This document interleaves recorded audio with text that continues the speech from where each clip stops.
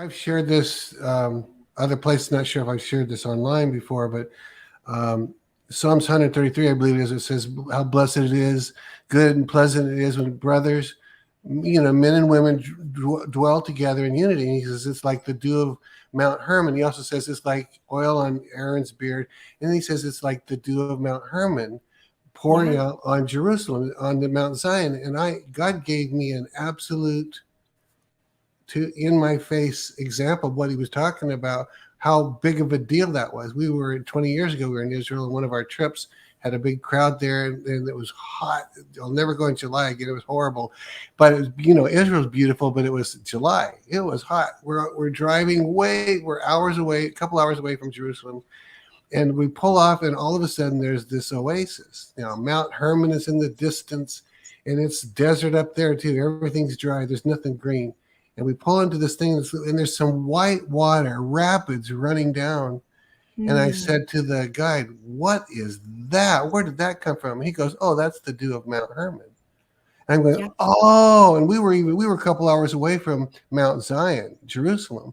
So the Yeah. scripture says it when you dwell together in unity, it's like the dew of Mount Hermon being lavished on Mount Zion, on Jerusalem. That's how big of a deal. It wasn't this nice, sweet, oh, it's like the dew. That's not what that meant. It meant it's like the white water rapids being, you know, Pour it out. poured out on Jerusalem in a dry, dry, dry, thirsty land. So all that makes the whole thing about dwelling together in unity a whole brand new picture. It's not a little sweet thing. It's Yeah. a massively powerful thing. So Right. And it's interesting because I've been there too. And what's really interesting is we actually went to Mount Hermon, and on Mount Hermon, that in Caesarea Philippi, on the yeah, Caesarea Philippi side, that's where Jesus stood on the rock, and he said that, he asked the disciples who he was.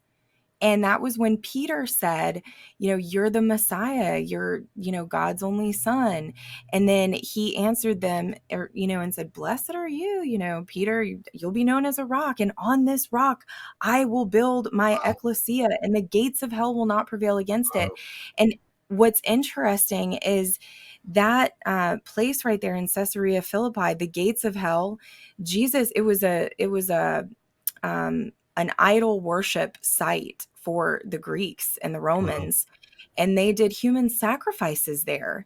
And the gates of hell was actually this big pit of water. And they would throw babies over the edge as human sacrifices into that.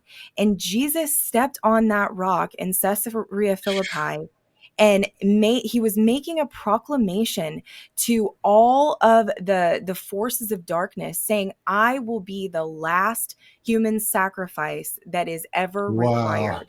And I wow. am coming to judge idolatry, and it will be my ecclesia, my church, my legislative body that will enforce my truth and my word when they are here in unity.